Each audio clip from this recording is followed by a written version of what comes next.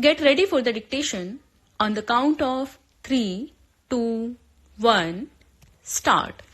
After coming back, I talked to a large number of other nuclear scientists and other scientists, and I am convinced that what we have done is in the best interest of our country.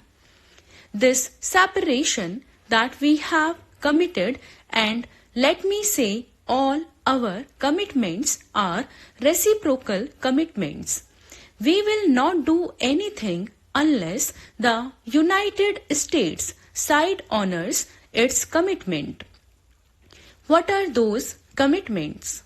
Those are the profound commitments which the US has committed in the words of their own president to give India the benefit of full civilian nuclear cooperation with all the benefits that other nuclear powers enjoy. Therefore, if that statement is translated into concrete realities, I think that will mean a new era for the growth of civilian nuclear energy sector in our country. My own vision is that the next 15 to 20 years we should add about 30,000 to 40,000 megawatts of nuclear capacities. I have a vision that will open up new vistas of opportunity in the field of high technology. Today, we have only a few high-tech firms like Bharat Heavy Electricals, Larsen and Torbro. If we have a large nuclear power program and auxiliarization around that, it will grow a very large number of high-tech firms which would enable us to leapfrog in the race for social and economic development. Separation is feasible. There should be no doubt about it that our atomic energy establishment agrees with that law.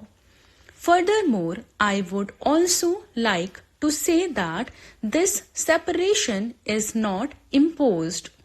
This separation will be decided voluntarily solely on the basis of our own judgment. Nobody can from outside say, well, this is civilian, this is nuclear.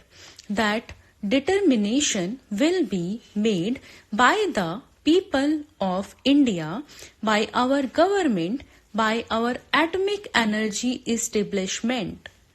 Also, it will be a phased identification. I know these things cannot be done in one go. If we are to separate the civilian and the military components of our program, it will take time. And that's why we have said that this would be a purely voluntary decision. Secondly, it will be a phased program. It will be so phased, and you have my assurance, sir, it will be so phased that our strategic program is fully safeguarded. Therefore, there should be no doubt whatsoever that we have done anything which compromises our strategic autonomy in the management of Indians' assets.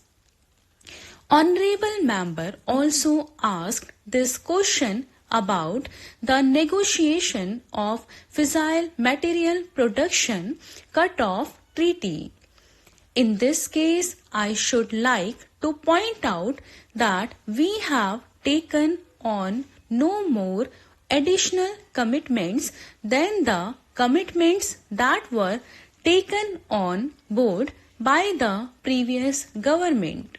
And what is our commitment?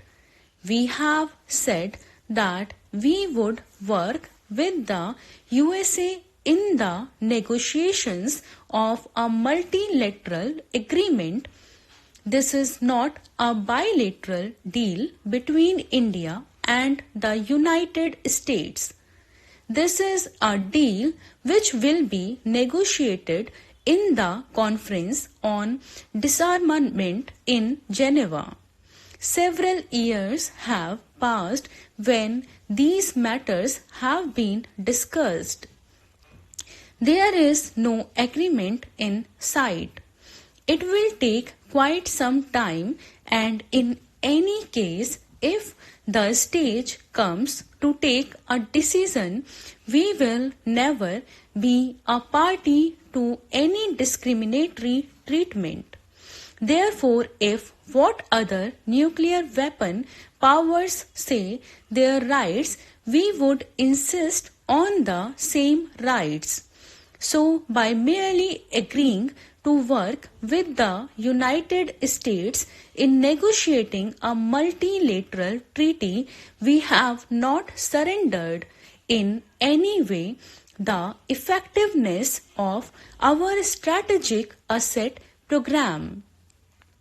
I should also like to assure this House that the 3 cycles, the fuel cycles that we have been working out are 1. Pressurized heavy water reactors, 2. The best breeder program, and 3. thorium-based reactors.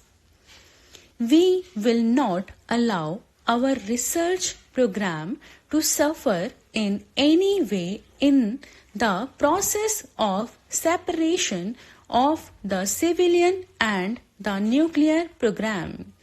So, our research scientists should have the fullest confidence that India's research potential in this vital area of national knowledge promotion will not suffer in any way.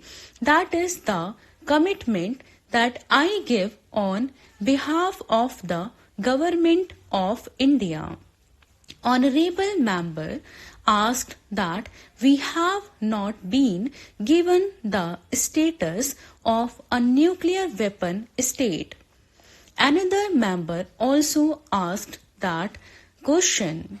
It is true, because in the international parlance, the nuclear weapon states are the ones which are identified in the NPT treaty.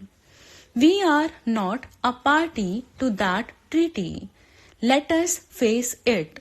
That treaty cannot be negotiated over time.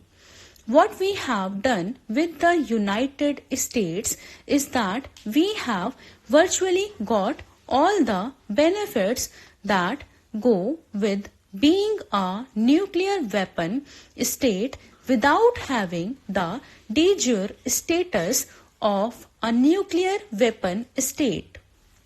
I think that is something which is of comfort to us.